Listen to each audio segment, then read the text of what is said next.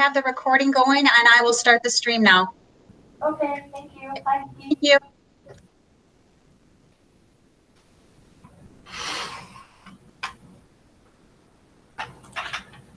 Hi, Nikki, are you with us?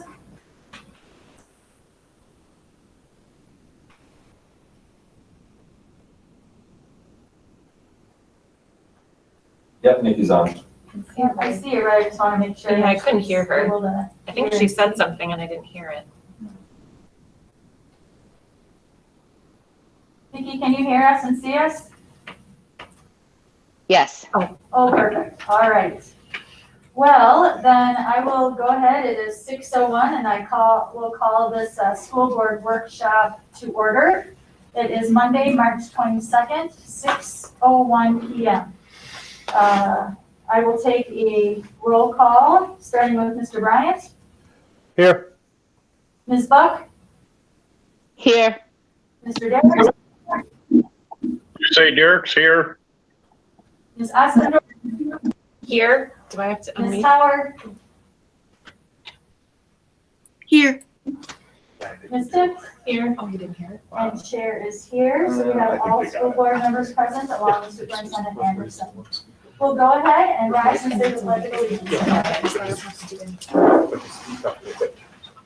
I pledge allegiance to the flag of the United States of America and to the republic for which it stands, one nation, under God, indivisible, with liberty and justice for all. Thank you, everyone. I have asked Jennifer Tipp to share our mission this evening. The mission of the Redmond Public Schools is to educate and inspire all students as they realize their full potential and become respectful, responsible, and productive citizens. Thank you. We have the meeting agenda scheduled, and because this is a workshop, we'll need to stick to the agenda that has been posted.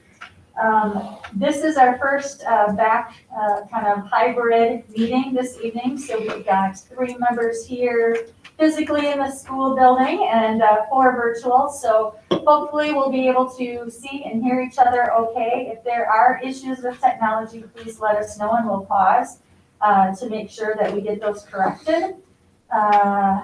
And we will continue, even though some people are in person, we'll continue to use the chat for any comments or to raise your hand when you'd like to speak. So with that, anything else on the agenda? Okay, then the sole reason for our meeting this evening, the school board workshop, is to talk about budget. And so the first order is reasons for budget reductions. And I will turn that over to Superintendent Anderson, who will address that. Thank you, Pam. When Jim, Pam, and I met to discuss the agenda this evening, we decided to break it into 4 different parts. The first part has to do with a reason why we're here today to talk about budget reductions. And just to make it crystal clear why. We need all of us to understand, and we need the public to understand why we're here. There are 4 or 5 main reasons why. First of all, due to COVID, the district has hired additional personnel.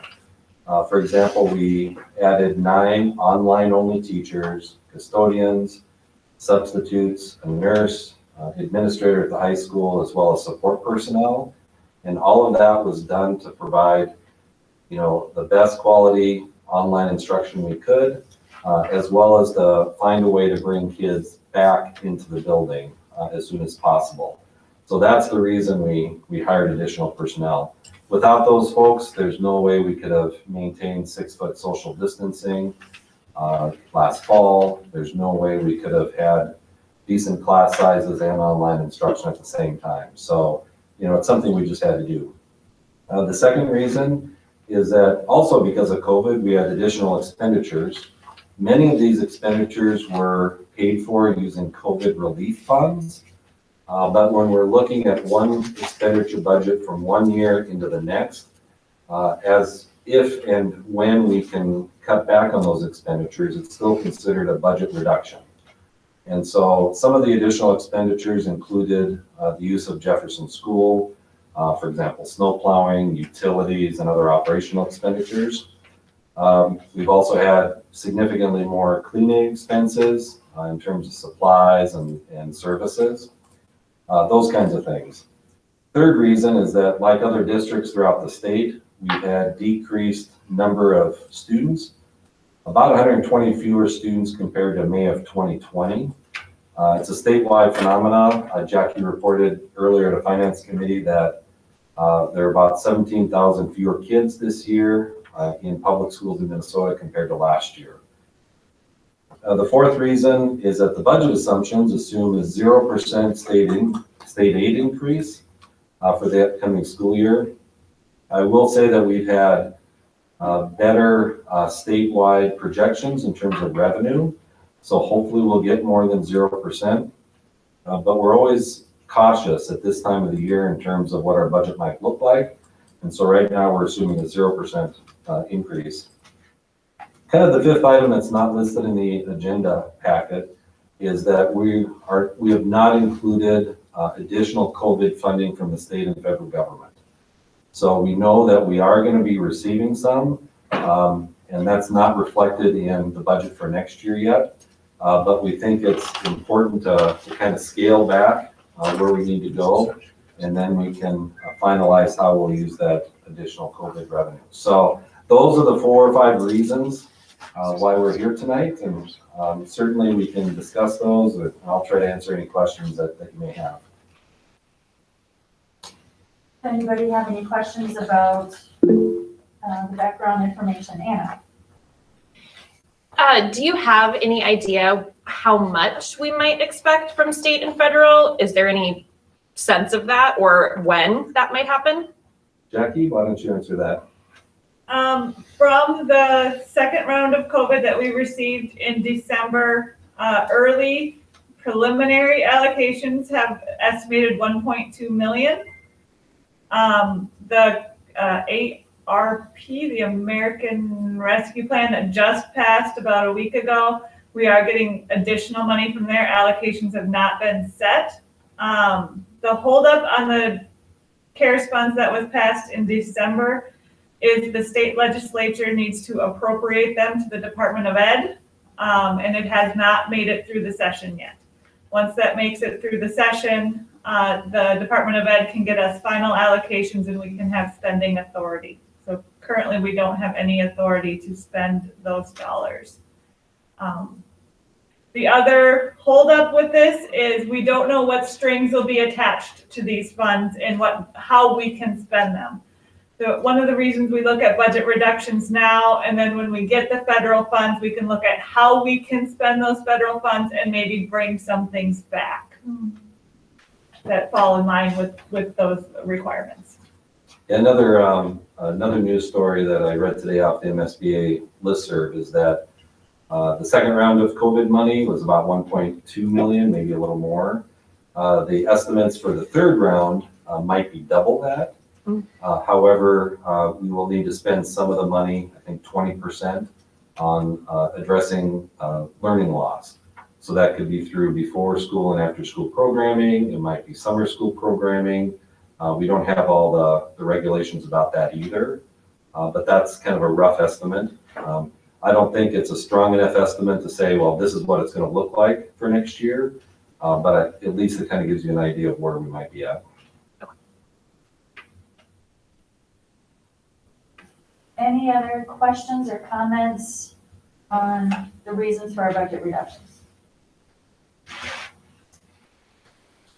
Seeing none, then we'll move on in our agenda to the next topic, which is the open enrollment report. Don Wettern, Director of Community Ed and Rec. Okay, thank you. We're going to have a document put up on the screen. Give Jackie a minute to put that up. I'll just give a little background. We've had school board members in the past and also present that have wondered why individuals leave our district. When people choose to leave the district, the Minnesota Department of Ed has them complete a form. On that form is a specific question that says, why are you leaving the district? A lot of individuals have not filled out that piece of the form. So what we did in the last couple of months is we contacted people that did not fill out that question, reached out to them and asked them what were the reasons that they left the district. And this is a pie graph here that talks a little bit about why individuals responded, how they responded. One is that if you look at the biggest area is the location. We have turned it convenience. It's either that they live on the border, they live closer to a specific school that they're enrolling in, they have childcare options in that school district that's either family or friends, so that will reduce costs for them, or they have a job in that community, so it's more convenient for them to take their kids there, be there in case the weather's bad, in case they get sick. So that is the largest portion. That was about 61 people of the people that we contacted, or 61% of individuals that responded with those reasons. About 17% did not respond. They either wouldn't respond when we talked to them, we weren't able to contact them, or they did not call us back if we asked them to do that. So again, we gave that option. If we would reach them and they didn't want to respond, we just thanked them for their time and moved on. The other is that they wanted to, when they moved, they might have moved to Red Wing, but they were going to school in another community. They may have been a 10th grader and they wanted to stay with their class. That was several of the responses that we received. And so they just opted to stay at that school, and often they would commute back and forth or ride with others. A lot of those individuals were also on the border that made it convenient to go back to that community. Health issues, if they had indicated that they wanted to be closer to a medical facility, these were specifically related to people going to school in the Hastings area or up closer to the metro. Chemical dependency units, fragile health issues, parents just were more comfortable having children close by. The conflict with other students were mainly issues that they had that they perceived as bullying or behavioral issues. They didn't get along with some of the kids in the district, and they opted to try another school. The other school better suited to their child, which was about 4%. Some of the responses were that they were more comfortable in a smaller school setting. They preferred the curriculum or the content of the classes that were being taught.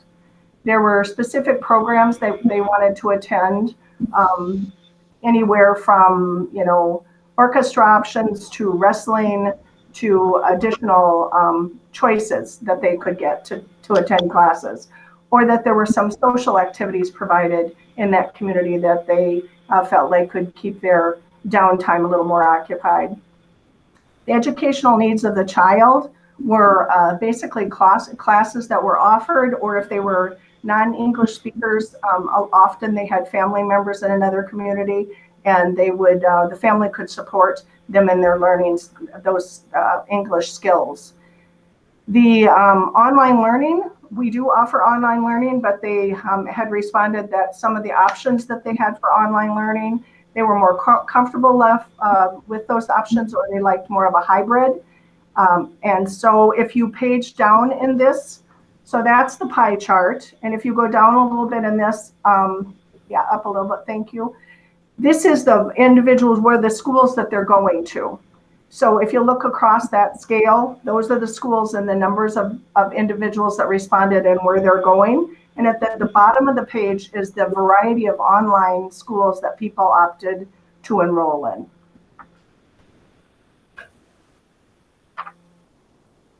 Does anybody have any questions? Or we did reach out to several families. Now what we've been doing this summer, Melinda Johnson in the district office is a new employee. As people submit these forms to her, if they don't fill them out, she has been contacting them. So we get some more immediate information I think that will be very helpful as we move forward in finding out why people leave the district. I see Alan's coming to you.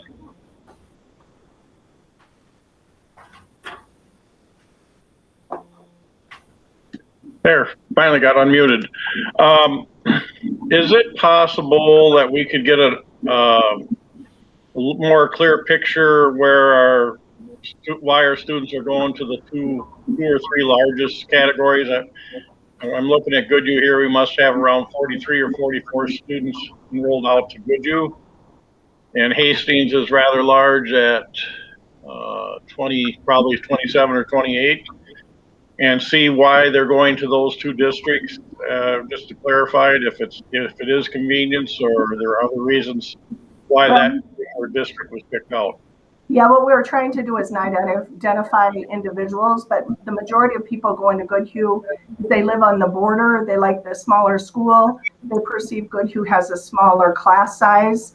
I think that from what I've seen is some of our class sizes are pretty comparable, so how do we promote that information and market ourselves to get out some of the things that people are looking at, we also can provide. So our class sizes, we've stayed pretty close to class numbers since Karsten's been here, some target numbers, and I think that's a misconception. So maybe what we need to look at is how we can provide some clarifying information to people before they choose or as they become school age. So in our preschooler ages, make sure that those families are aware of our class sizes. But a lot of that, Arlen, was that they're either closer or they like a smaller school. They don't like the vastness of Red Wing. And then Hastings in that direction is mostly convenience that parents work in the metro area where the majority of those comments, or they have family members that can provide childcare and they like having kids closer if there would be an issue with weather.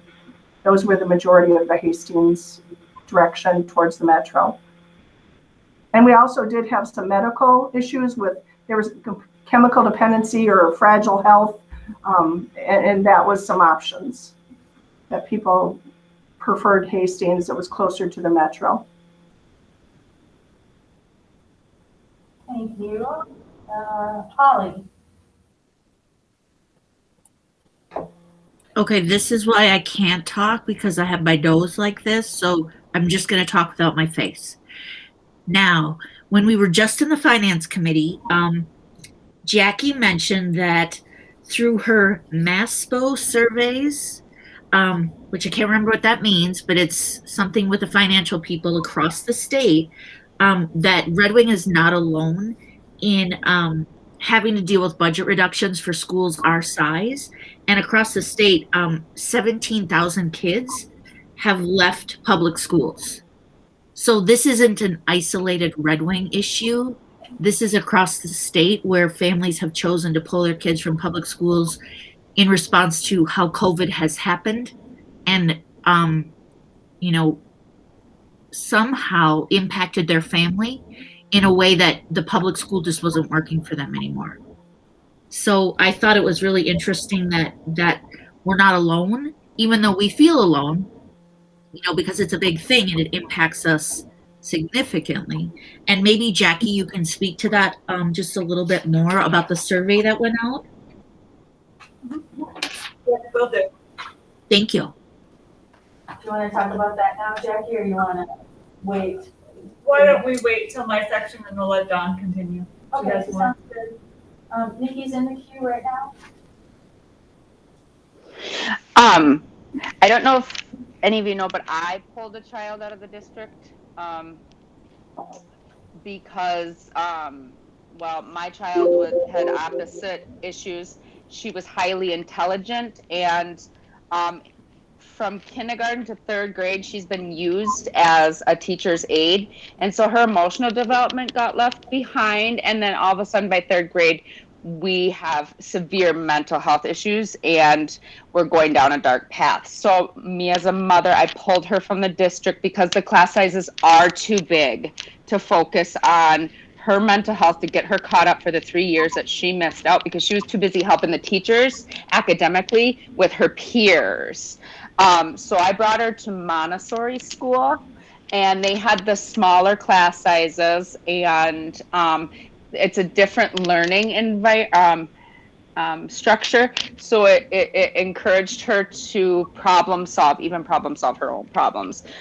We had an incident that happened there with my son, and it was incredibly traumatizing.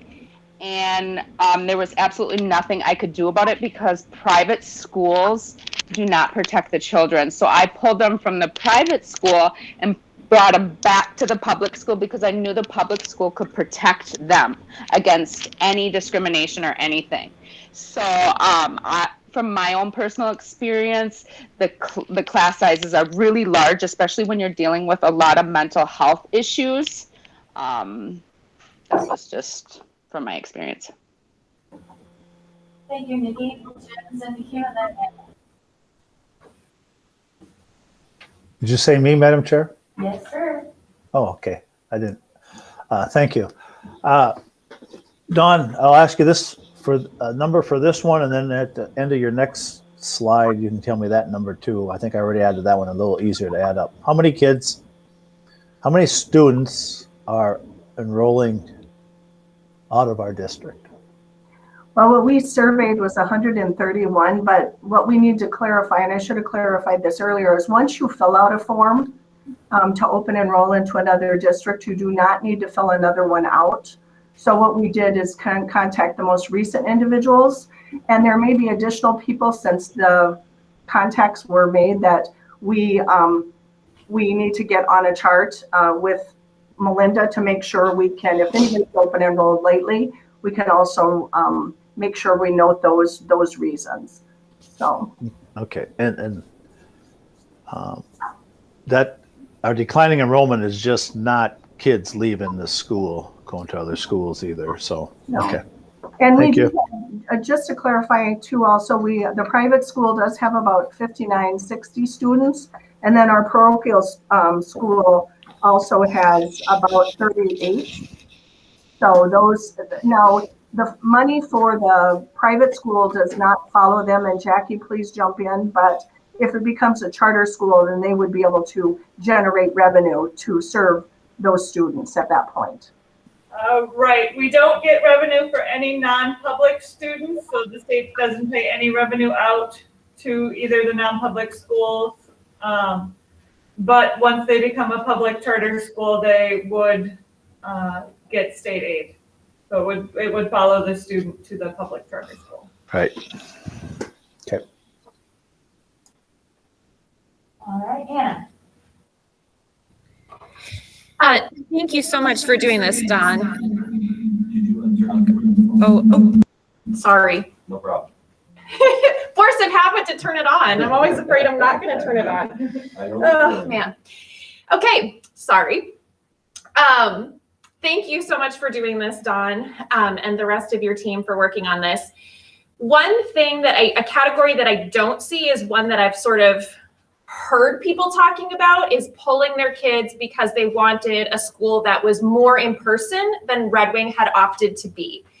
What category would that have fallen under? Would that have been in the another school better suited, or did you hear that from parents? No, to be honest with you, people were very hesitant. We had people that were really uncomfortable. Sometimes there's a reason they didn't fill in that question. And so we tried to balance it to be very sensitive to, if they did not want to answer the question, we respected that. We did not hear that. We did hear individuals indicate and express concern about COVID, and they did not want them in person. And so they opted to homeschool or keep them at home. There is another group of individuals in this community, and that's our homeschool students, and we cannot find out any information. There was a change in the legislature a few years ago, and we're not able to know who they are or get any information on children who choose or families who choose to homeschool. So you're right, Anna, we did not, but there was a real balance between asking too many questions and backing off and respecting people's right not to answer the question. So.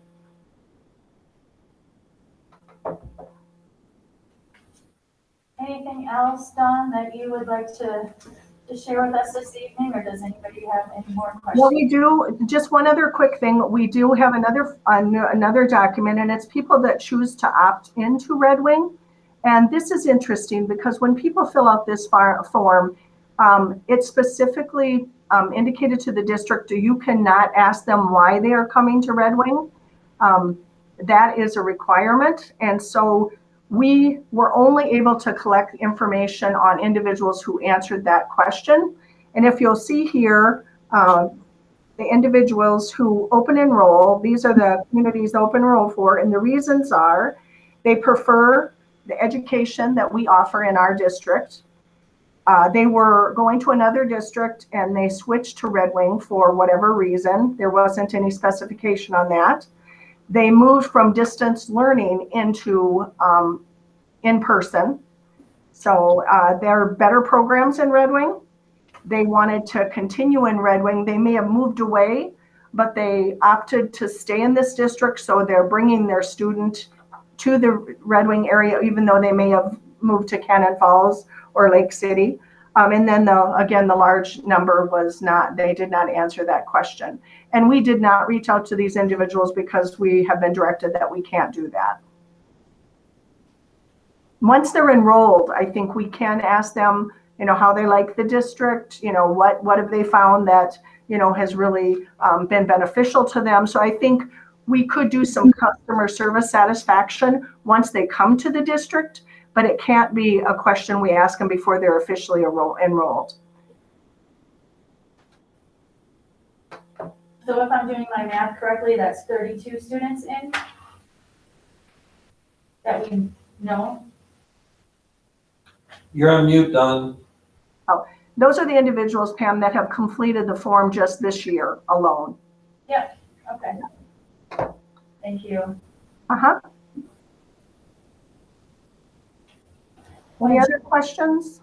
I was just going to comment that when Jim got this information a couple of weeks ago, a month ago maybe, we just found this to be very beneficial to understand the clearer picture of who's coming in, who's leaving, and why. I think that is, some key information here to make decisions moving forward. So Dawn, thank you for pulling this together for us. I think it's very valuable information. I know, Arlen, you've been looking at this information or wanting this information for a long time. And so now what do we do with it, right? This is really great information, but the next step on a different evening would be to talk about what are we going to do with this information now that we have that. So. Well, and fortunately, Melinda Johnson in the district office is asking people as they submit these forms, so we won't have to go back several years. We're getting it, as it happens. So that will be beneficial as we go forward. Absolutely. So I really do appreciate her, because she did that on her own. So I would like to, publicly thank her for doing that. She has a conversation with people when they opt in or opt out, if she can. Thank you. Excellent. Any last things for Dawn before we move to the next topic? All right, seeing none, then the next item on our agenda is budget reduction targets. Jackie is the presenter for this next portion. All right, since it was already introduced, I will lead off with the Masbo 2021 budget survey. So Masbo stands for the Minnesota Association of School Business Officials. So basically my counterparts in and around the state. We, the legislative committee of Masbo did a budget survey. The press release is included in your board packet. It talks about how the February forecast now has a budget surplus, how many districts responded. So out of the 333 school districts statewide, 144 responded to the survey.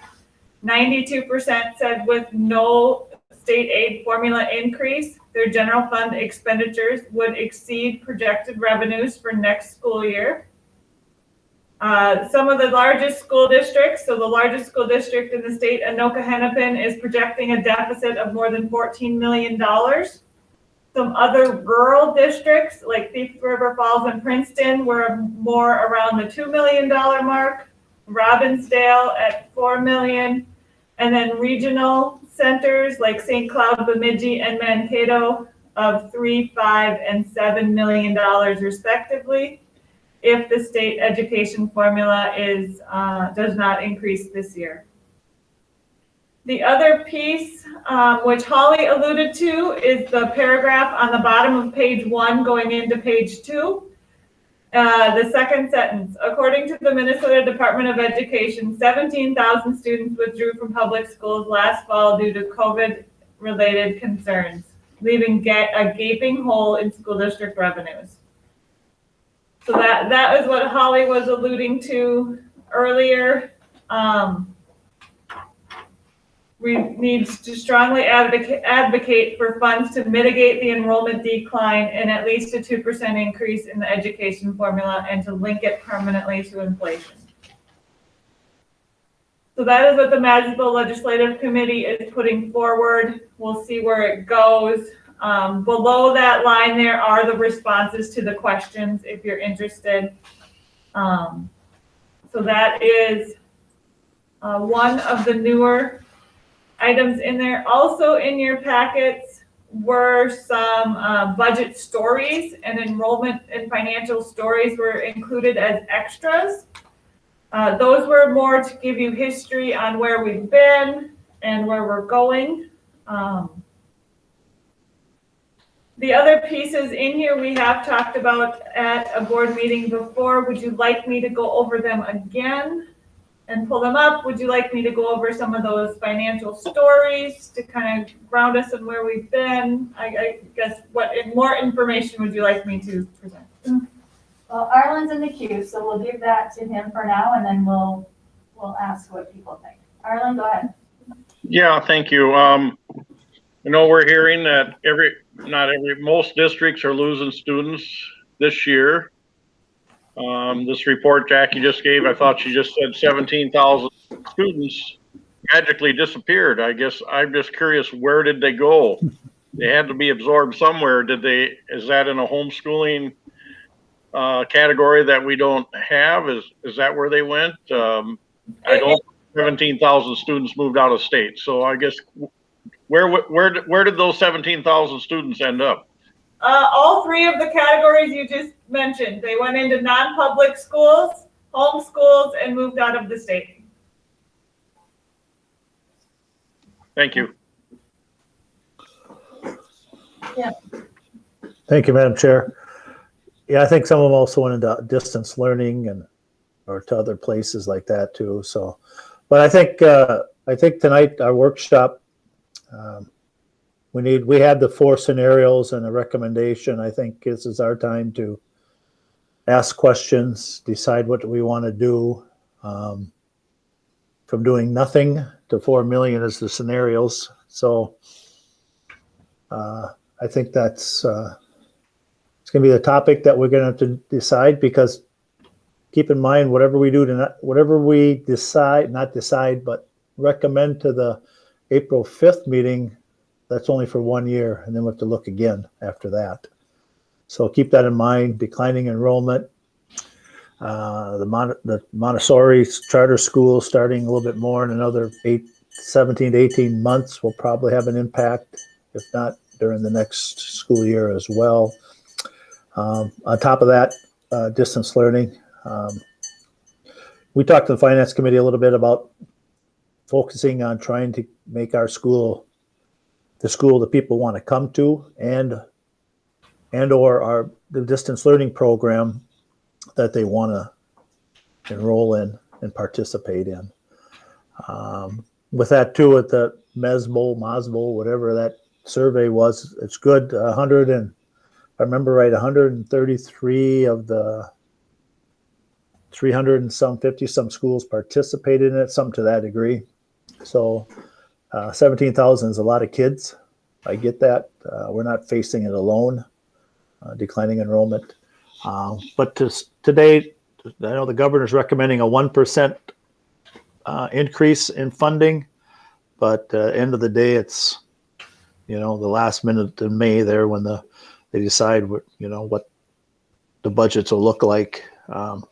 We can hope for more, but realistically, we really won't know until May when the final budget is presented and signed and negotiated and compromised with both bodies of the legislature and the governor. So I'll sit back and listen. I'll have some thoughts as we go forward on what I'd like to say and see, but I think beneficial for everybody else to participate. I think Jackie was you're looking for a recommendation on, should she go through all of these scenarios again? And if you could do that very briefly, and then maybe focus in on, I see there's a suggestion of the reduction that you're making here tonight. So if you could just give us I know it's a lot of information, but if you could give us a little bit of an overview again, that would be very helpful. So I'll pull these up again one by one. First, I'll start with the 2018 referendum plan. The 5-year plan we put together for the 2018 referendum. Again, this is a little different report because schoolfinances.com, which made this report in 2018, got bought out by Forecast 5. So the report changed a little bit in how it's laid out. But you can see then that our end of year unrestricted unassigned fund balance at the end of 21-22, which is the year we're working on, during the referendum, and what we did there was projected to be about 1.97 or $2 million. So that was the target I was trying to get to when I made my recommendation. So that's the my source of information there. I'll exit out of here. First off is the base plan with no changes. So what this assumes is whatever we budgeted for this fiscal year with our revised budget, we're going to take it into next year with some inflationary assumptions for salary and benefits and health insurance and things like that.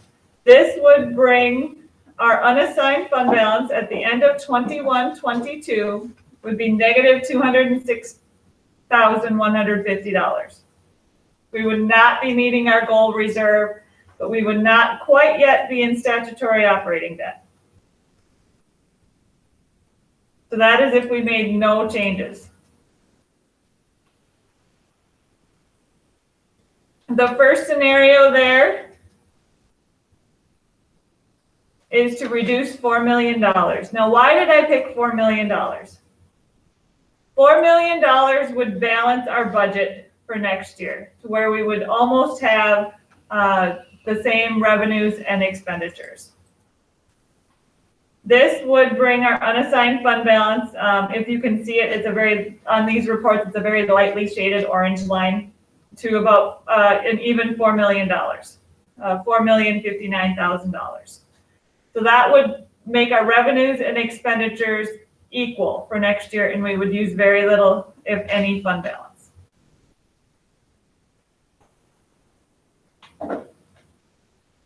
The second scenario there is 2.2 million. This one is the one that goes back to the 2018 referendum plan. It gets us back on track to there where we have an unassigned fund balance of 2.1 million. So that is why that is the scenario I'm recommending. It puts us on track with our referendum plan, which to me at least is the promise we've made to the community, is that that will be our plan.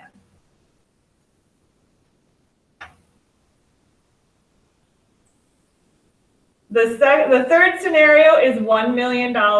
And why $1 million? $1 million is roughly the amount of staff we have added to operate this year in COVID. So the extra teachers we've added, the extra custodians we've added, the extra paraprofessionals we've added. And if we only cut $1 million and did nothing else, that would leave our fund balance at $807,000 for the end of next year. We'd still have a fund balance, We would not be in statutory operating debt, but we would not be at our fund balance reserve goal of 5%.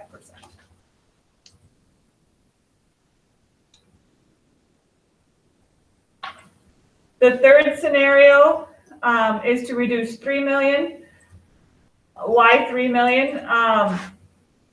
In reality, it was just, we had already had a 1, a 2, and a 4. 3 was that somewhere in the middle between 2 and 4, kind of a compromise position between cutting to a zero balance budget, being at the 2018 referendum targets, and kind of a compromise between the two of those.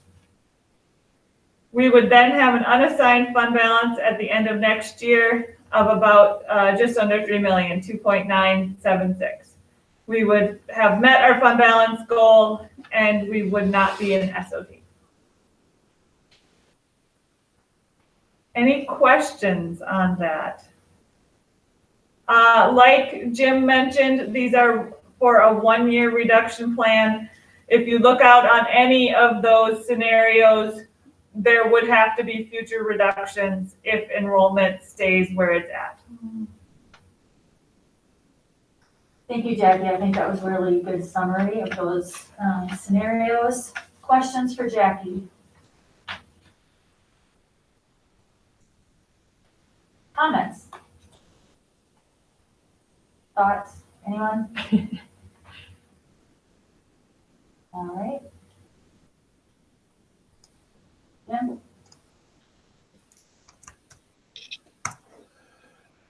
I see your microphone option. Go ahead.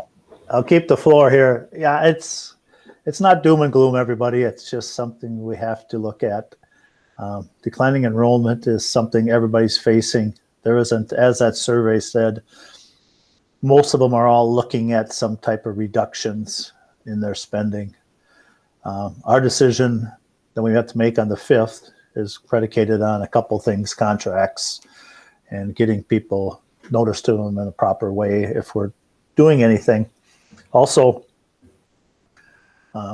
back in 18, when the promises were there for the referendum and all that, I think we were, and Jennifer might know this, or some others might know this better, that the thought was that the enrollment would be steady. That's a big part of it. Nobody predicted, even in referendum discussions, a pandemic.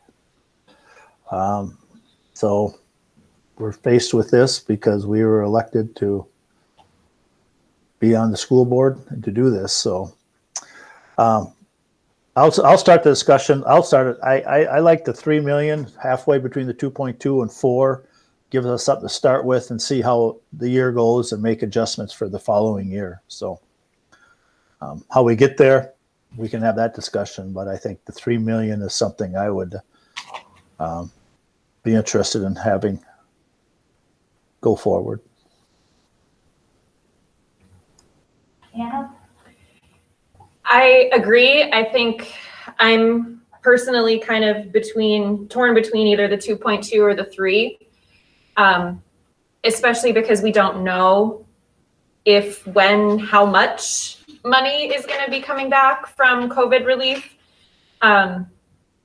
I am concerned that if we cut too severely and we lose good quality people and then we have extra money, like, can we get those people back? Can we get, the same standard?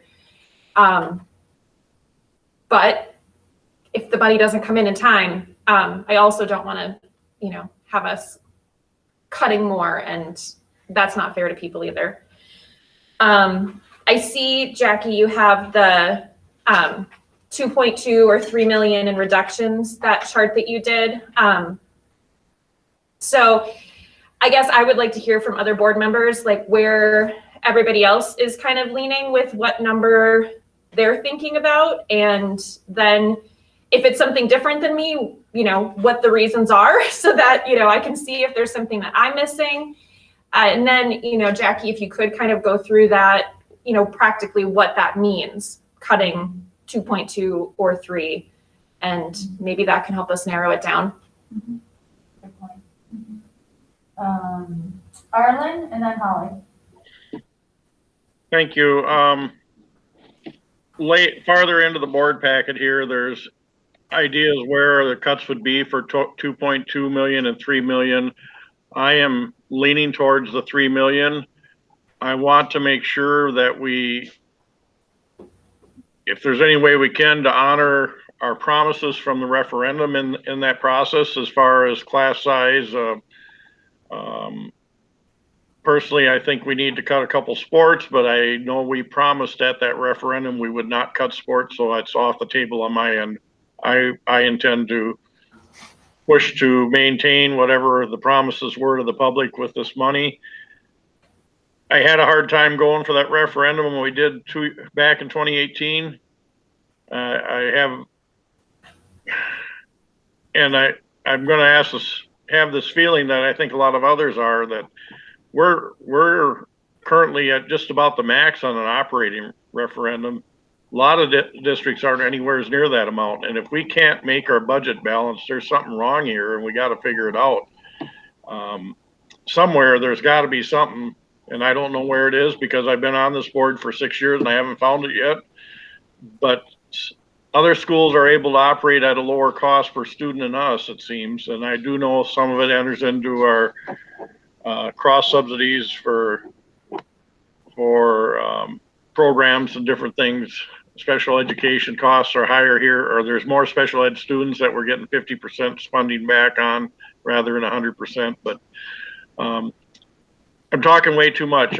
What I saw on the board packet, I think the target should be that 3 million, and I would be very comfortable we ended up at 2.2 or whatever it was. But I'm fully on board with that 3 million type of scenario that's laid out. I think if we go for a bigger number, we have the ability to possibly add a couple things back in. But if you go too low on what your cuts are right away and then try to cut more later, it's not going to work. So we got to project bigger to start with. Thank you. Holly.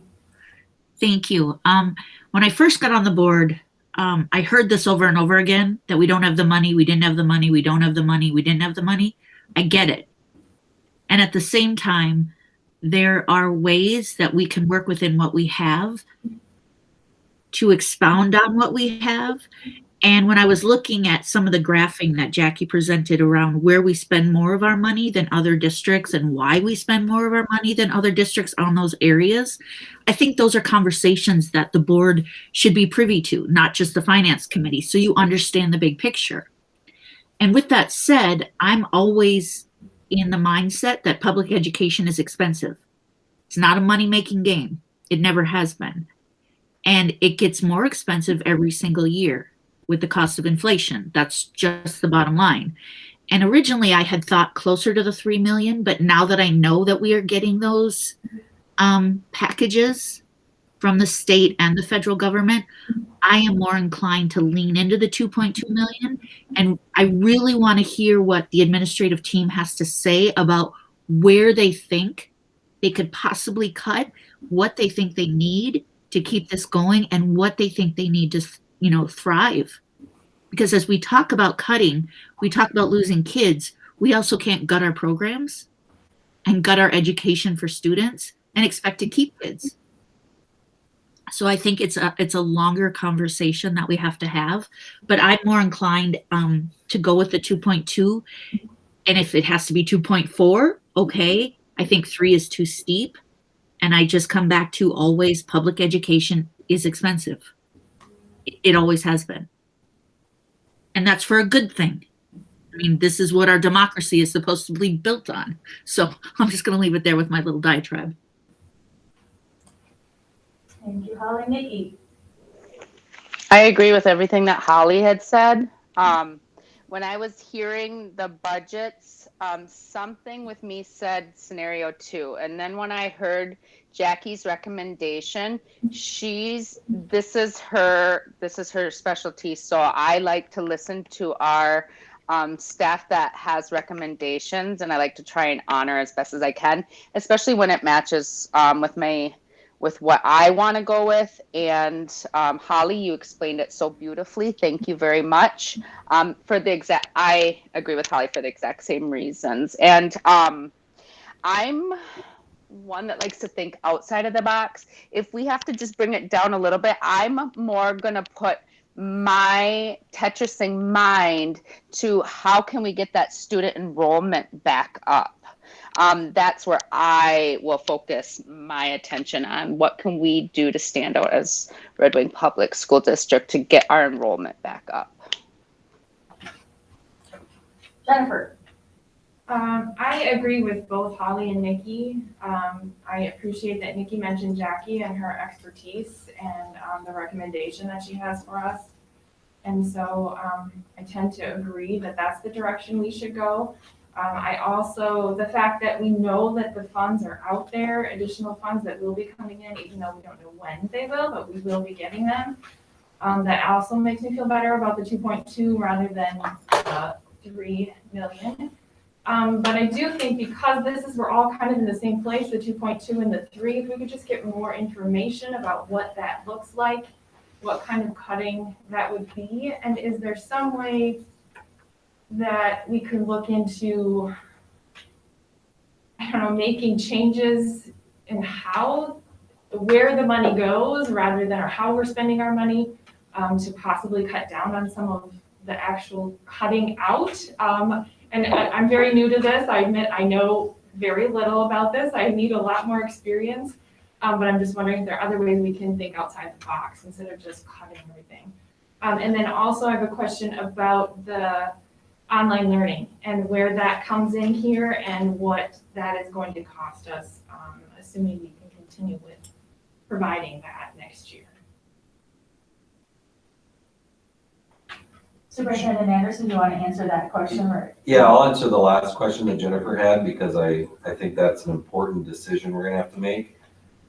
Jennifer mentioned, how much it would cost to do online only again next year. Right now, the plan is that we will work with the other GCD school districts and the Goodhue County Education District and have one online school that would represent all of us. Now, most of those kids would likely be coming from Red Wing. And so, but the problem is that we don't know exactly how many will choose that option for next year. So what the administrators did is come up with we have a rough idea how many total students we have. We have our class size targets. And so we figured out, what the class sizes would likely be. The only problem, we don't know how many will be in person and how many will be online only. And so, some of those adjustments are gonna have to change. My thinking right now is that we can make the reductions and then hire back our online only teachers, especially at the elementary, maybe even 1 or 2 at the high school in order to provide that service. But we would use the COVID relief funds to do that. There are 2 advantages. First of all, we get the teachers we want to teach those classes in the online school. And then second, every time they're online students, if we have those extra teachers, and that brings down the in-person class sizes, which is one of the factors I think that Nikki mentioned. We want to put our best product on the table. One of those issues has to do with class sizes. And so if we can, possibly reduce that a little bit by using the COVID funding for the online schooling, that'll help there too. Well, and in all of these scenarios, we talk about what the fund balance would be, and I think that's always an important piece to bring to the discussion. I had asked that question before about fund balance and why that's important and why we need it. Does anybody have any questions or thoughts about, the fund balance and what it's used for, why we've set the 5% target? Anybody have any questions about the fund balance? No? Okay. Oh. About what I have shared. So hot off the presses, the Legislative Audit Committee has just approved the disbursement of the round 2 funds. Oh. Yay. So we should be getting allocations from the Department of Ed shortly. Well, that's, Awesome. Thank you. wow, good. Hot off the press, yes. Jim, you're in the queue. Thank you, Madam Chair. During our Finance Committee Jack, if you could find that fund balance one that we pulled up, there was like 6 or 8 schools. We were like the second from the bottom of that. Then the line was there. Fund balances, people say, why do you have a fund balance? Well, you need a fund balance for that rainy day when something happens besides getting, we'd have had to have it here if we didn't get money for COVID that we got. So you need to have a fund balance, and I will argue strongly to keep that fund balance healthy. End of the day, if you don't have a fund balance, then you're putting stuff on credit cards, and eventually you got to pay back those credit cards. You're just borrowing ahead. And I'm a proponent of having funds available to keep the operation going, and I'm a strong proponent of keeping things better than what they were when I got on anything. Not to say they're bad, I'm just saying I don't want to go backwards with it. So for somebody that lived in a flat roof for many, many years, you had to have money sit around because every so often it leaked. So you just couldn't spend everything you got and then hope that it never leaked. So I will argue tooth and nail to keep our fund balance healthy. So, and just keep in mind, whatever you decide on the number on the 5th, it's got to be, we got to cut that and probably more the following year because the COVID money's not going to be there forever. Jackie, you're looking for things to put up on our screen. Do you want to talk about healthy fund balances? I think that's where you're going with trying to find. Yep. See if I can find that slide again. So here it is. Or that's FTE. That one. This one. Yep. So what this shows is districts. They aren't neighboring districts. They aren't districts that are near us, but they are districts that have like enrollment and like poverty. So a like amount of students for enrollment size, and they also have somewhere in that neighborhood of 30% of students in poverty. Why do we choose that? Well, with districts, when you're looking at enrollment, you can get kind of that economies of scale where you can, at this enrollment, you can function super efficiently. So that's why we want to look at ones that are like enrollment, because we have probably about like operations. When we look at like poverty, poverty is sometimes an indicator of who might need special services. Not always, but sometimes it is. So those would be the districts that have to offer those extra services, maybe kind of like we do. So these are the districts, when you put in those factors, come up as comparable school districts. You can see the average here is the line, and then Red Wing is second from the bottom with our 5% fund balance. Healthy fund balance, a lot of districts will have that 10 to 15%. Ours is at 5. Why 10%? Well, the state holdback in any given year is they pay you 90% of the aid you're owed in the current fiscal year and 10% in the next fiscal year. So that's why that 10% is there to help you cash flow. So that's where that stands. Any questions on fund balance? Well, it is that kind of tricky teeter-totter, isn't it? Because you want to make sure you've got enough funds, but you also want to make sure that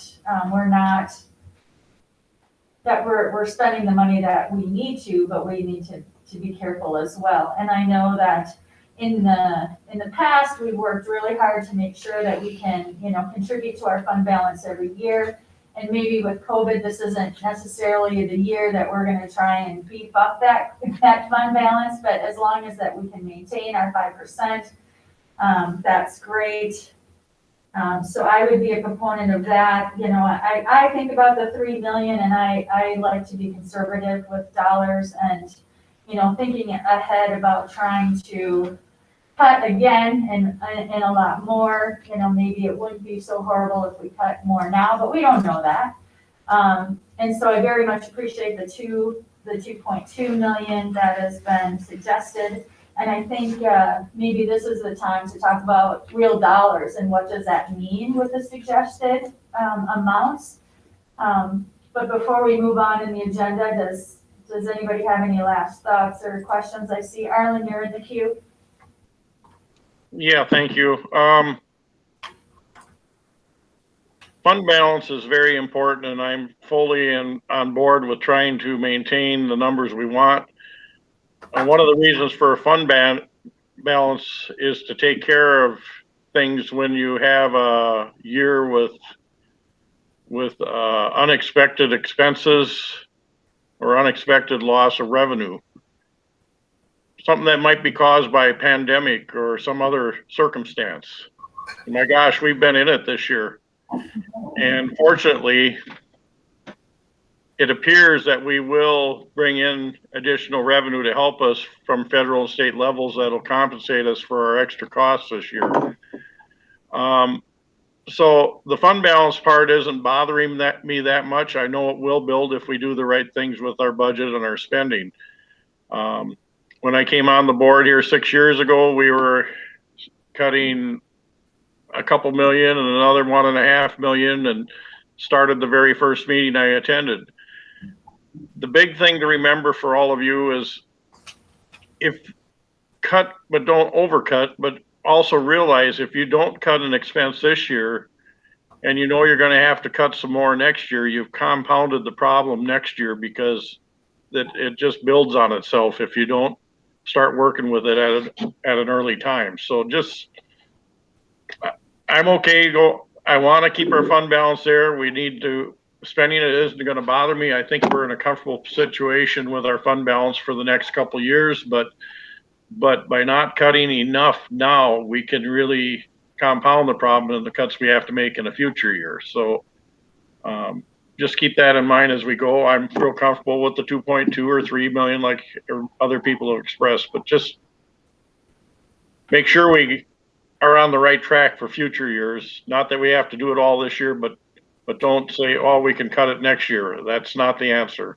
You got to start on something now. Thank you. Anna.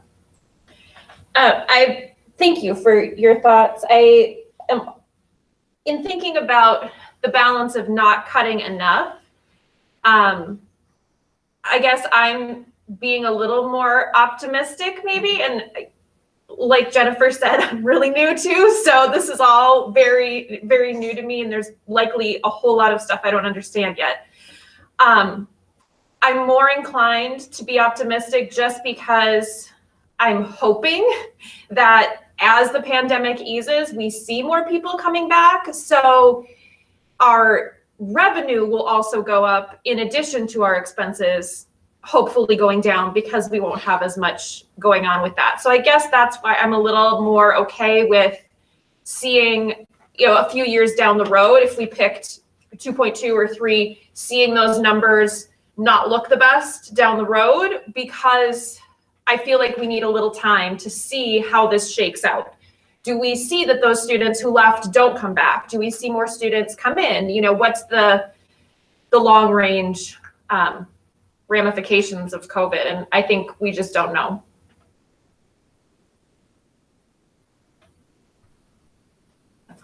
All great points. Lots to think about here, folks. Are we okay to move on to what does the $2.2 million look like in real dollars? That is the next item on our agenda, the proposed reductions and additions. Superintendent Anderson, I see you're presenting here. I'll present this portion of the agenda. The first chart in the background information shows elementary classroom teachers as far as the actual number in 2020-21, as well as proposed for next year. Again, that's assuming that all the classes have the same, average class size per grade. And that won't happen with our, if we're offering the online only schooling. Of course, that won't work out just mathematically perfect. On the second page, you can see some other data that one of board members have asked for. So you can see contracts for Jackie Paradis's work, as well as the district accountant through SMS. We also have 3 individuals who retired, but then are still working with us part-time, no more than half-time. And then just kind of as an extra information, the Goodhue County Ed District also has a contract with SMS, and so you can see how much they're paying for services through that entity as well. If we could go on to the next sheet that has 2 columns of potential reductions. The first column says 2.5 million, and I'm sorry for that. That was my mistake. The goal for the reductions in that column was 2.2 million. I assume that we have the 2 possible targets. One is 2.2 million and one is 3 million. And then in both cases, we want to go a little bit more because we know that some cuts won't happen as we wanted. There'll be some other expenditures and those kinds of things. I know Jim has brought that up on several occasions, and I agree with that approach because it may not turn out to be exactly what we wanted. I'm not going to go through every single item on these columns because it's there in writing, and I know you've had a chance to take a look at it. But I'll hit the most important points. One thing I want to stress is that these reductions are affecting people, and so that always makes it especially challenging, not just for the staff members who might be reduced, but obviously those reductions impact our kids as well. So the first area has to do, and one other thing, we do have elementary representatives here. George is representing the high school. And so maybe I can go through the whole list, and unless there's some real quick clarifying questions, then after that we can kind of dive into different areas with our secondary and elementary representatives. The first area has to do with elementary teachers and support personnel. Again, we added staff members this year because of COVID. And so at this stage of the budget cycle, the recommendation is to reduce 12 of those positions. And that's because of COVID as well as right sizing. If we have fewer elementary kids, then typically we would have fewer teachers as well. At $85,000 per teacher, that amounts to just over $1 million in reductions. We also added some general education assistants. If we go for the $2.2 million target, the suggestion is to reduce the 5 of the 6 that we hired. And then if we go for the higher amount, it would be adding the 6th position. We really relied on general education paraprofessionals this year to provide prep time relief for our teachers. And so they really did all the recess. We had smaller class sizes, out of recess, and so we needed more general education assistants to make it work. And so that would be reduced. At the high school, right now, the recommendation is to reduce either 10 or 12 teaching positions. And a lot of that really depends on registration and scheduling decisions that George will need to make. He's been very busy working with the registration process right before spring break. He's looking at scheduling options to make sure that we find the right fit for the number of classes we want to offer. So many of the high school has largely been spared from reductions over the past 5+ years. This year it's a little bit different. First of all, it's George's 2nd year, and so he better understands what we can do.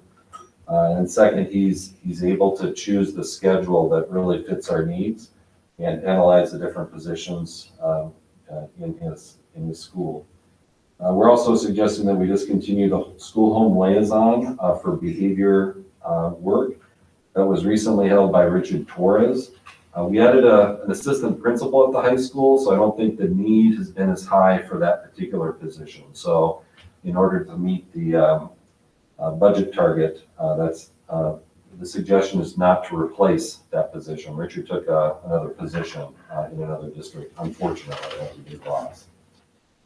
You can see that closing of Jefferson School will yield about $200,000 worth of cuts because of the dean of students, 1.5 custodians, secretarial position, and nurse position. Those are the personnel savings resulting from closing the school. You can see the list of other personnel and contracted services. we would reinstate a PBIS coach. That was a promise that we've made as a result of our education plan, so we definitely want to follow through with that.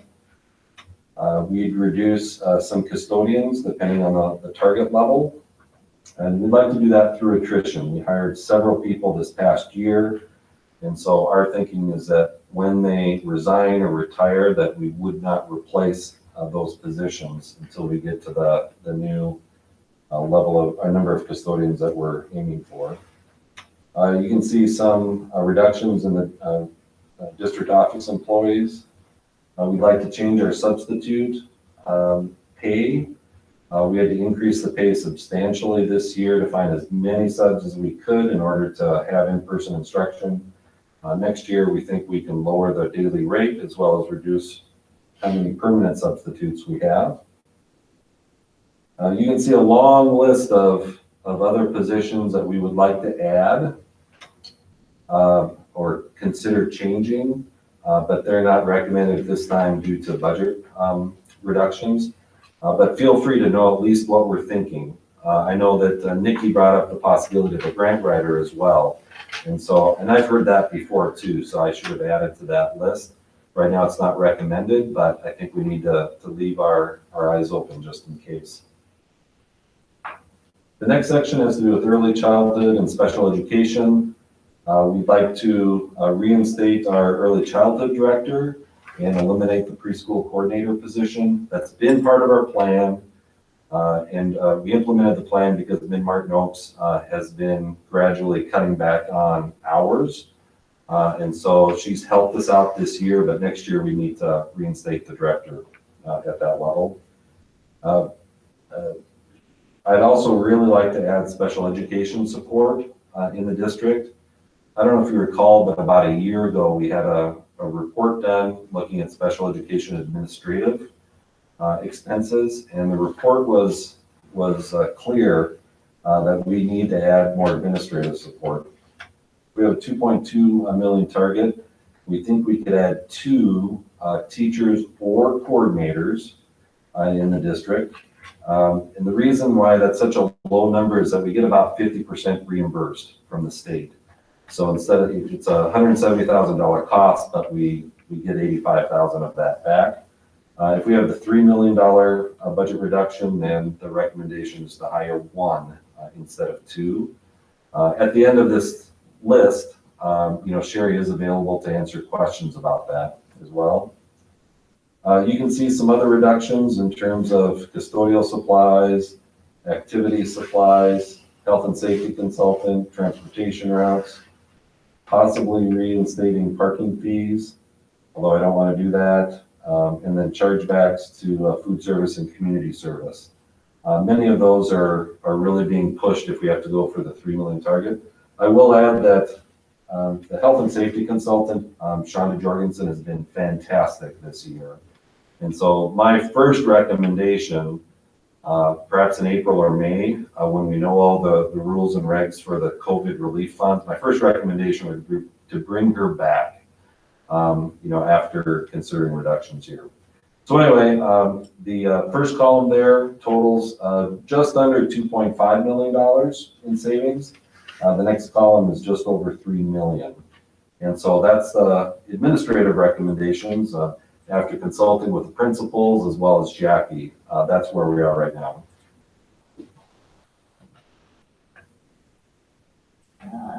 Holly.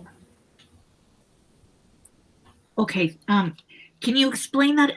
I heard you loud and clear, Carson, and thank you for that. Can you explain it again in a really clear-cut summary? Because you gave your synopsis at the very end after explaining it. What are you asking for at the very end? Yeah, really, in order to make decisions on April 5th, we need to know what the budget reduction target is, at least where we are right now. If that budget reduction target is 2.2 million, then the administrative team and I would like to recommend the first column, which would result in a nearly $2.5 million reduction at this stage of the cycle. If the feeling is that we should go for 3 million, Then we would recommend the second column, perhaps with some adjustments as we go through the process, but that would total just over $3 million in savings. Okay, so the first column is something that you have talked over with Jackie and the administrative team, and you have all kind of come together and said, we think this could work.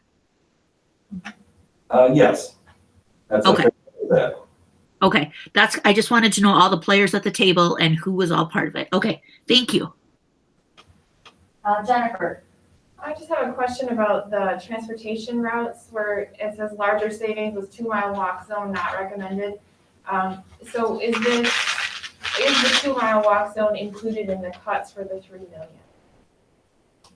Yeah, it depends on the transportation adjustments that'll be made this spring. And I wish I had a hard number of routes we could save, but we had a change in our transportation router. And so I feel like we've lost a month's worth of work because of that. I'm meeting with Sarah Houle from the routing company this week to lay out the scenarios and to seek their advice as far as what makes most sense in terms of budget reductions. Do we have a 1-tier or 2-tier, those kinds of things. But to answer your question specifically, the first column assumes that we can cut one bus route while we have a 1 mile walking radius for the elementary kids and a 2 mile walking radius for the secondary kids. The second column assumes 4 bus routes. We would make every effort to try to follow the 1 mile radius for the elementary kids, but I can't promise it. So chances are that we would have to be higher than the 1 mile. It could be as high as 2 miles for the elementary kids as well. So that's one area that we just don't know for sure because we really need to rely on our transportation router to figure that out. I will say that in the referendum promise, we clearly laid out that if the referendum passed, if both questions passed, that we would have that 1 mile radius for the elementary kids, 1.5 for the middle school kids, and then 2 miles for the high school kids at the time. And so, you know, that $240,000 projected savings is a big deal. You know, we don't want to do that if we don't have to. And when did you say you were meeting with Sarah? This week. Okay, because I think that piece of information is going to be pretty key for this board to make a recommendation or endorse one of these 2 plans. I mean, that's significant. Significant difference. Significant, yes. Nikki? I had a question about it because I seen it on here. It says reduced hours for Mars coordinator and receptionist, and then what's Mars coordinator? Oh yeah, thank you for that clarifying question, Nikki. We have a Mars and student management system position. Right now, this one is held by Debbie Lundberg. She's working part-time. Her and Melinda work on everything related to student management. So when someone enrolls in the district, Debbie or Melinda enters that person in the system. If there's a transfer or reporting requirements to the state, they do all of that work. And so Debbie approached us just recently about cutting back on her hours for next year. And so that's the part that it indicates a $6,000 reduction in the first column. It would be a reduction of hours for Debbie, but she asked for a reduction. The second column would also include reducing the number of hours for our district office receptionist.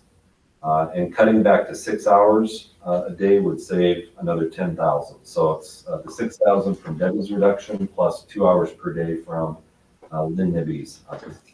I think she asked you what does Mars stands for. That's what I'd like to know too, right, Nikki? Oh yeah, it's all of the above. Well, and maybe Jackie knows the acronym for Mars, but it's really the student reporting system to the state. It's that interaction. Yep. Minnesota Automated Reporting Student System. something to that effect. We talk in so many acronyms, I forget what they mean.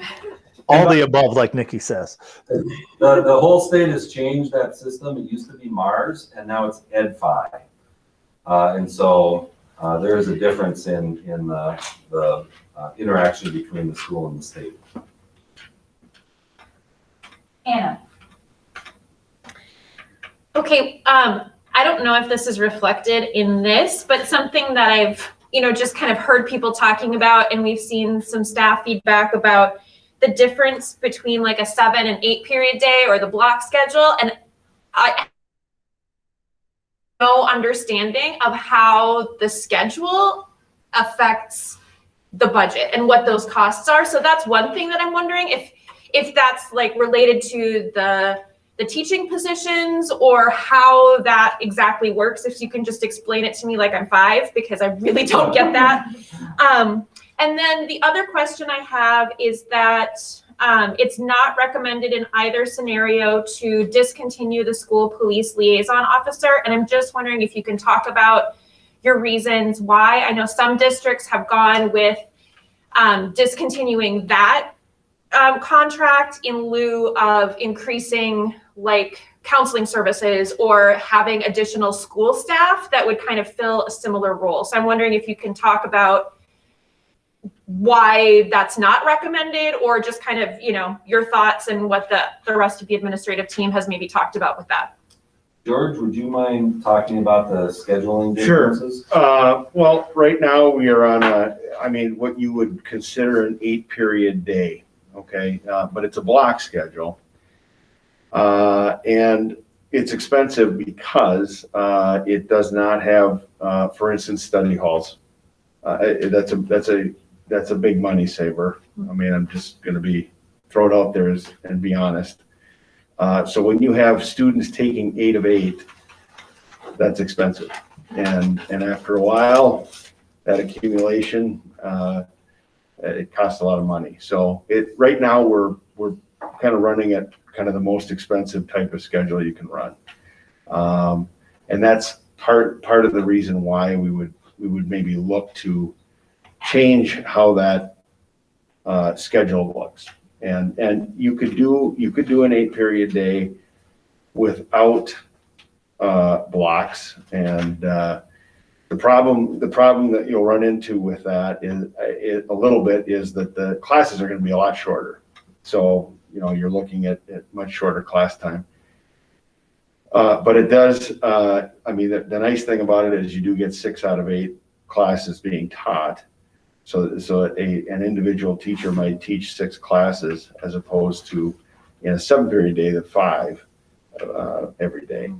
The nice thing about the 7 is that your class time is longer, and over the course of a semester, you're going to have much longer student-teacher contact time in a class period. So there's benefits and drawbacks to the 8 and the 7. I will say this, since we've been talking about the 3 million, it scares me when we talk about that, because now I get a little worried that we might even have to look at a 6-period day, which is much cheaper, but it's very limiting to how many classes a student can take.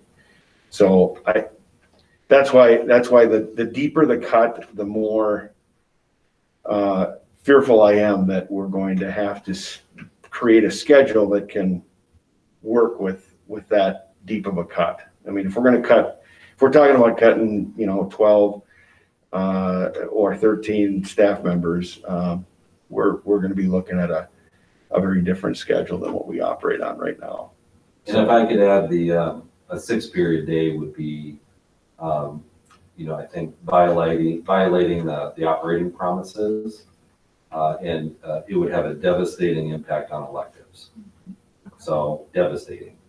And that's why George and I think all of us, are really concerned about even thinking about a 6-period day. I think 7 or 8, we can make it work. And I think students will be happy. I think staff and our programming will be protected as much as possible. But a 6-period day just Yeah, it would have to be a last resort, like if a referendum doesn't pass or something like that, from my perspective anyway. But with $3 million in cuts, that would possibly be necessary? I'd have to look at, so the scenarios I've been working under, honestly, have been under a $2.2 million cut. I haven't really been focusing on a 3. I mean, I'd have to go back and look at what that might mean. I'm going to be honest with you, it's really hard to shoehorn what we're looking at already. So that's the difficulty with this process, obviously, and that's why I completely understand the need for the budget cut. I mean, I completely understand that. I just worry that if we go too deep, we're really going to put ourselves in a tough spot for next year. And the reason I say that is this: I think what we're looking at is a pretty. I mean, even at 2.2, I think you're looking at a pretty heavy shock to the system, so to speak, across the district, and not just at the 712 building. So to go 3 is even, that's an even bigger shock. And so I think, it may be prudent, and I'm just throwing this out there, but it might be prudent to think about, because I think, and maybe it was Jackie who brought that up and had said maybe, going 2.2, knowing, and I think Jim brought it up actually, that we might have to go with almost as much the following year, but that might be more palatable in the end for a district that's trying to right size a little bit and kind of save some opportunities for kids and things like that. So that's kind of the idea behind it. Could I just go off of Kim? Is that okay? Right, it's not Sure. it's not your meeting, that's right, it's your meeting. That's right. Just as a reminder, a good question to Anna was, explain this to me in a 5-year-old. So every time a teacher teaches a class, if you think that we budget for 85,000 per teacher, right, Jackie? Mm-hmm. So if they are teaching a 3 out of 4 block, so 1/3 of their day, so 33%, whatever that is of 85,000, that's how much that class costs per. So then if we go to 6 of 8, you make that smaller, but if you go to 5 of 7, and then you just have less offerings for the kids, that's where you get where the money comes, why the schedule goes to the money. Okay. Because every class costs however much of the teacher's contract. Okay. One of the nice things, and I'll just piggyback off of Kim if I may. All right. Is and I know, I understand that study halls aren't, necessarily wanted by all, but they are something that some students benefit from. But the other part of it is that it does offer an opportunity to save some money, because that student isn't taking exactly what Kim was saying. That student isn't taking a class that hour. Therefore, it's part of a supervisory duty of our staff. We're not paying for that class, so that there's some savings in that regard. And like I said, I think sometimes people look at study halls as kind of a bad thing. They're not. I mean, some students actually need that, and I think most people know that they can be helpful. I do think that there was a time in this district, and I remember it well because I was teaching in this district at the time, where we were having kind of runaway. It was almost like inflation of study halls, like that was a problem, But I think we're well beyond that. I think we would be using our study halls responsibly, but in the same sense, also saving some money. Thank you for that explanation. I think that helps. Mm-hmm. Georgia, just a quick question and I realize you haven't made the final recommendation yet, but would students have to take a study hall, or are you thinking that? No. We've had, actually, in our registration, we offered that as an option in registration. And we have, roughly right now, I think it's somewhere in the neighborhood of 300 students, 300, 400 students have signed up for a study hall in their schedule. There could be others that might also find that attractive as well. If, for instance, and I'll lay out the scenario, if we have to cut back in a certain area where they had signed up for a class and now they can't take that class because we had to cut it, they might opt for a study hall option rather than their secondary. Everybody signed up, well, as you guys all know, I mean, all the students signed up for secondary options within the registration process. But if those options are either, they don't really want that one, or it doesn't fit in the schedule, they could use a study hall option as well.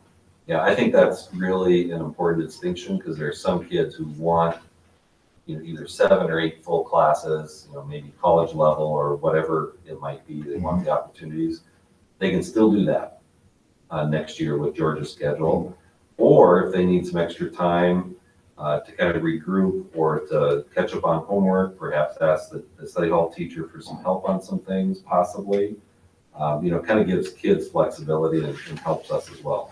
Another huge thing is that it can be very challenging to force kids to take a class that they didn't want to take. You want kids, obviously we have requirements, but you want the kids to explore some options, but then also take the classes that they want. And so I think Georgia's schedule will accommodate that. Holly, you're in the queue. Thank you. Hold on, Ellie. Oh, Yep. My question was about the school liaison officer. Oh, You have a second. Oh, yes. Sorry, Anna. Sorry about that. my Yep. apologies. Right now, we spend just over $60,000 on a police liaison officer. Part or all of that cost does come out of a special funding source. I will acknowledge, though, that I think that same funding source could probably be used for a counselor or some other support. It depends on the counseling, or it depends on the funding source and how we're doing the allocations.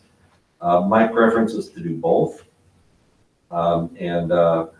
It sure is nice to have the police liaison officer here, mostly in the high school. I think that provides an extra level of support for the administrative team. But I'll tell you what, now with, especially this year after COVID, we're going to need to really consider adding some extra mental health support, counselors, social workers, using COVID relief money initially, possibly. The only issue, though, is long-term, how could we keep those or sustain those positions? So we have a lot to talk about over the next couple of months with that regard. So that's what I'm thinking right now, anyway. Sorry about that, Anna. Holly, back to you now. Sorry about that. Thank you. Yes. Having been one of the students that would run away from George from the study hall when we were downtown, I know how they ran away with them. And Charlie Nelson. So I am part of the evolution of the study hall, because there were kids, some of us wanted them, some of us didn't want them. I currently teach a study hall for students in my school right now in high school, 7-12. I teach 3 sections of it, and it's a highly organized skills class. So it's not just about, hey, sit down, get on your phone and talk to people or take a nap. There's actual, and I don't know, when I was at Red Wing, we did the same thing. And I don't know if that's continued, with you, George, but there is definitely a need for that. So I'm glad that you brought that up as something that's an option for kids, and really, really important, regardless of the track they're on, if it's college, if it's 2-year, if it's they're working right now and they work every single night and they need that hour in class to get their schoolwork done. There's a variety of reasons kids need that time during the day. Some just need to process. It's just too much. And so they don't have Randy's to run to like we did. So that's the whole part of it. So I'm glad that you brought that up. And for the sake of what I'm hearing you say, George, it really sounds to me like common sense. We have money coming in and we can safely cut probably 2 million, 2.1 million without causing the most egregious problems. Even though I heard you say loud and clear, it's been stressful. And I've heard community members who are extremely stressed by this right now. Like, who's getting cut? When are they going to get cut? Who's going to know? How are they going to know? What is the timeline on this for people? And I think it's our responsibility to kind of shore this up and move it forward. And there are still a lot of questions even saying that, but hearing from Jackie, hearing from you, George, hearing from Karsten, I would like to recommend that we just go with the 2.2, not to vote tonight, because I know we're not in a voting position, but I would really like us to just focus in on that and move that forward so we can give people a peace of mind about where we're headed, knowing that we're getting money from the state and the federal government. If we weren't, that would be a whole different ballgame. But knowing that we are, it's common sense. Thank you. Yeah, thank you. Jackie? I was gonna comment on prep time to Anna's question, but I think it got answered after I put my name in the queue. Arlen?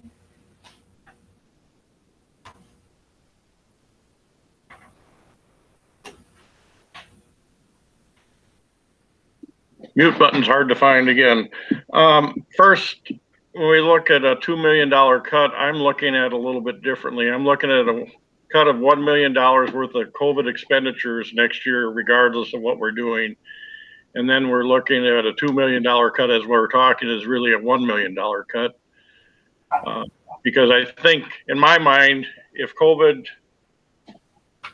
extra staffing requirements aren't needed next year, there's $1 million that we cut out of our budget just because of what we added to our budget to function. So I'm just putting that in perspective. Secondly, as far as the high school schedule goes, one of the advantages of the block schedule, the 8-period day, is, as George said, is that gives you a potential for 16 different options over the year, or unless they're a 1-year course. 7-period day cuts you down to 14. 6-period cuts you down to 12, and that's really way too low if you do a semester 6-period day. Another option, and I don't know if anybody can, maybe George can answer that after I'm done here. What is the cost if we were go to a 6-period day with trimesters rather than semesters? Then you're back to the 18 options for the year. That was talked about last year and other time, and current board, new board members, I don't think we're in on that conversation, but that is an option to look at. I don't know how it can function totally. And then a further observation, I believe, I'm not even sure, I think we have at least 4 board members that are past Red Wing school attendees. And I think every one of us were a product of a 7-period day. I know I was, I'm quite sure, I know Jim was at least part of the time. And so 7-period days is very common in schools around us. I've often wondered if our block system drove students away from our district. So I'm on board with a 7-period day or possibly a trimester 6-period day if it's cost effective. But thank you. Do you have anything to add to? Do you want me to just, okay, yeah, we did look at trimesters last year when we were doing that schedule committee, and there are some benefits to a trimester, but I guess if we were to do that, I would definitely want, I mean, that might lead to a bigger conversation just in general with probably not just our school building, but the district. And, we'd have to consult everybody on that one. And then I think our community as well. So before I would want to jump to a trimester, I would want to make sure that was something we all kind of felt okay doing. But there are, as Arlen pointed out, there are benefits to a trimester because you do gain back some of that lost elective slot that you might get, that you would get in like an 8-period day. So. And if I could add to what George said, I think the actual cost difference between a 6-period semester and a 6-period trimester, I think it's the same cost because a teacher would still teach 5 of 6 regardless of how many grading periods we have. The real impact though would be like what George said. Yeah. that, do we have the core classes teaching all year? If that's the case, then would an art class or a music class only be a semester instead of a half a year? It'd be more of the impact on student learning. I'll just again, just to kind of piggyback off of that was kind of why we did not go in the trimester direction, was because of some of the issues surrounding, well, what's a full year class? What's just a 2 trimester class? What's just a 1 trimester class? There's a larger discussion there, probably would need more time to kind of evaluate. But something not necessarily we don't want to just put on the back burner. We can certainly consider it. Jim, you're in the queue. Thank you, Madam Chair. Quick question before I add to my comments. How many people does the high school building district, everybody up there, on a given day are in school when we have everybody in school? 1,100, 1,200, 1,300, 1,000? If we were to have, so 712, if we were to have everybody here, it would be just under 1,200. That includes staff? No. So it would be over 1,200 then. So 1,300 probably with community ed, district office, staff, custodians. Okay. Yep. I'll add that. Thank you. And I'll just say, I excelled in study hall. That was my time to shine. I loved study hall because it gave me time to do my work. So I like the idea, even though I'm older, but I like the idea. And I happened to be around when they formed the resource officer at the school. Back then, I think you had 9 through 12, more kids in school. And the thought process back then was, it's a little town, it's a little city. You need to have something, and you just kind of alluded to that with 12 to 1,300 people in a building at a given time. So, thank you. Other comments about the proposed reductions and additions? I just got one more. I have one more. I agree with Arlen on the $1,000 or the $1 million COVID cuts on top of that. So I like that rationale that he brought up there. Jennifer. I would just say that I agree with what Holly said. After this discussion, I am leaning toward the 2.2. That's kind of where I was before, but I was open to going to 3. After our discussion, I feel much better about the 2.2.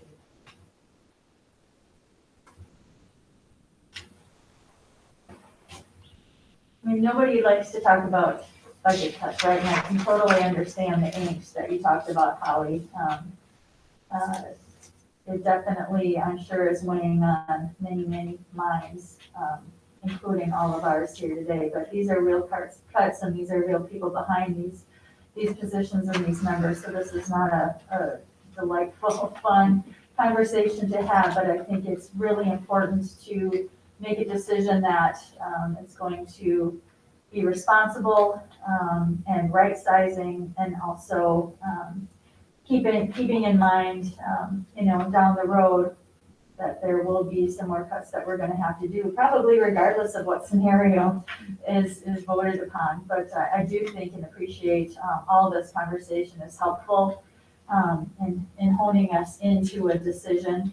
The administration and staff have worked very diligently, as you can see with all the preparation here before us, how much they've done to prepare us and bring forth materials that we can make a good decision. And so I very much appreciate the administration's work, and Jackie and Karsten. I know this is probably not how you want to be spending your days, but thank you for all of that work. It sounds like we're coming close to a consensus. We're not voting on this tonight. This will be on the agenda for April 5th, and where we will vote at that time. And so, keep these pieces of information handy, because you can refer back to them. And I know that the administration are happy to be available to any of you to answer questions as we mull this over in the next 2 weeks. I think that's important to keep that dialogue open, and answering your questions and concerns. So that's okay to do and ask and email, that's completely fine. Are there other questions, concerns, things that are brought up to you that you'd like to discuss this evening in terms of budgets, reductions, additions?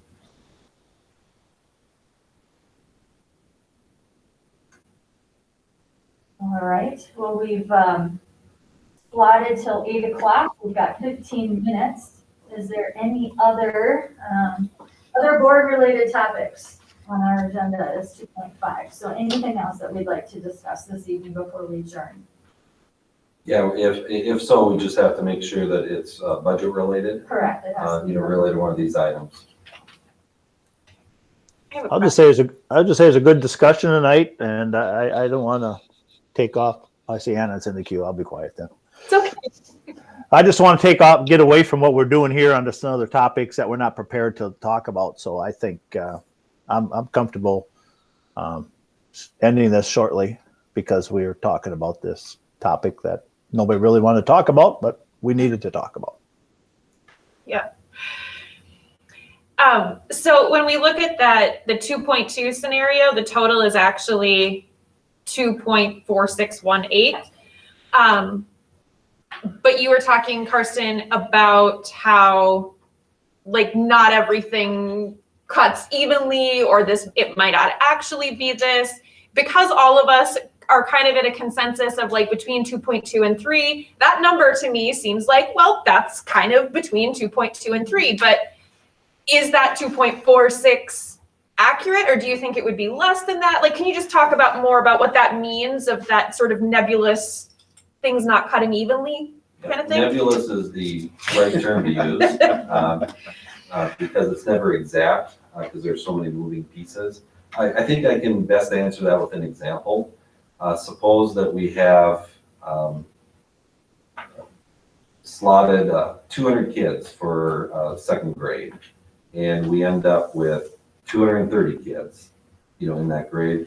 Then we're going to need to add a teacher, at least one teacher to provide the adequate class sizes. And so, when you factor that into budget reductions, there obviously would be extra revenue, but then there'd also be an extra cost. And that's true like for the high school teaching positions. It's true for, a lot of different areas. It's just a lot of moving targets. Even the estimates that we have for the cost of the teaching position, really that's just an estimate because some don't earn that much and others earn more. We also have some of the items here are through attrition. And so we might save all of it before the fiscal year starts, if they look for other jobs this spring, or maybe one or two of the positions are in the fall. But usually we have turnover there. So it's just a matter of when people leave. So those are just some examples of where it is. My assumption, if we approve this list, is that we would be somewhere between 2.2 and 2.4 million when all is said and done. But even with that, we always look for cost savings. So if we can save another bus route and still keep and move back to a 1 mile radius for elementary kids, then you got to do it. That's all there is to it. So we're constantly looking for those savings. Great question, because I had that same thought, like, it is a moving number for sure, but as close to that target as possible. And that's why, Jim has suggested in the past, cut more than what your target is, because I think we all realize that we don't know all the factors now. Could we also say that from the admin's point that every department is affected by these right sizing? I really, really encourage all of you to use the term right sizing on the 2.2 side of things, because it really does reflect the 6% that Jackie showed you on that enrollment form, where we've gone in FTE and where we've gone in students. But also just to really, really reiterate that every K-12 is being affected. So from English to social studies to playground to everything. So it's definitely right sizing, but I'm confident that after we do the right sizing, we'll still have a higher quality program than we've ever had. And I'm really convinced that, and I'm not just saying it, I really believe it. So I think we're in the right direction. We just have to right size so that we can address some of the budget issues. All right, I just want you all to know that unfortunately I am going to be out on April 5th. I had made plans, of course, and I was going to be at my destination by 1 o'clock in the day, which would allow me to call in. And to no fault of my own, my flight has changed and I land at 5:59 p.m., which makes it basically impossible to walk through an airport and try to get on this meeting.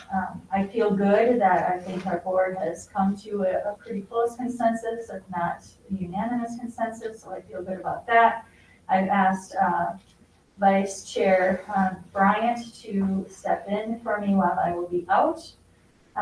But I am 100% available on that day or any other day. And so if there are concerns or questions that come up, I will always be available. But unfortunately, I won't be here on April 5th. All right. With that, I will look for adjournment. So So moved. moved. All Oh, right. Anna, Holly seconds. Moved by Anna, Holly, Bryce seconded. Any, we don't need discussion. Mr. Bryant, Aye. Ms. Buck, Aye. Mr. Derricks, Aye. Ms. Ostendorf, Aye. Ms. Tower, Aye. Ms. Tippett. Aye. Chair votes aye. We are adjourned at 7:51. Thank you, everyone, for being here. Good night, everybody. See you on the 5th. Alex, you worked great, Yeah, so Good night. that, thank I'll you. pass that Charlie. message on to Charlie. Yes. That was- Other than I my thought that worked